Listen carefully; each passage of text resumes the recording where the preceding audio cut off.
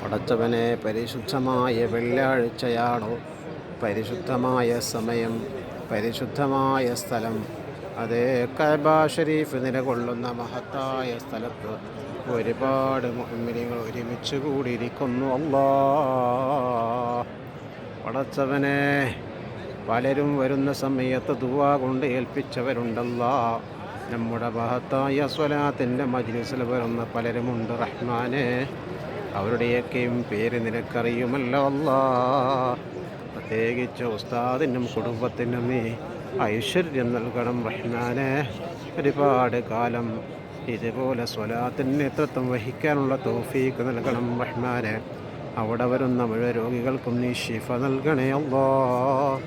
വിദൂരമല്ലാത്ത ഭാവിയിൽ എത്രയും പെട്ടെന്ന് മഹത്തായ പരിശുദ്ധ കഅബ കാണാനുള്ള തൗഫീഖ് നൽകണം റഹ്മാനെ.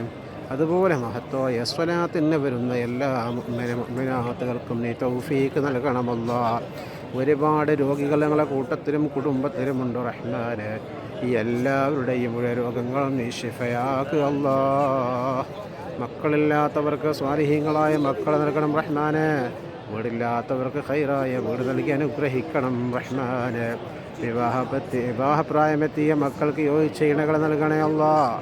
വിദേശത്ത് ജോലി ചെയ്യുന്ന പലരുമുണ്ട്, ഖൈറും ബറക്കത്തും ചൊരിയണം റഹ്മാനെ. ജോലിയില്ലാത്തവർക്ക് ഖൈറായ ജോലി നൽകണം അല്ലാ.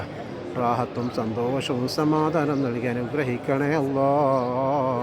പല ഉദ്ദേശം വെച്ചുകൊണ്ട് മഹത്തായ സ്വലാത്തിൻ്റെ മജ്ലിസിൽ വരുന്ന പലരും ദുആ കൊണ്ട് വസിയ്യത്ത് ചെയ്തവരുണ്ട്. അവരുടെ ഉദ്ദേശം നിനക്കറിയാമല്ലോ അല്ലാ. ഉദ്ദേശങ്ങളൊക്കെയും നീ സഫലീകരിച്ച് കൊടുക്കണേ റഹ്മാനെ. പെട്ടെന്നുള്ള മരണങ്ങൾ, അപകട മരണങ്ങൾ, ആക്സിഡൻറ്റ് പോലത്തെ മരണങ്ങളെ തൊട്ട് അവരെയും ഞങ്ങളെയും നീ കാക്കണം അല്ലാ.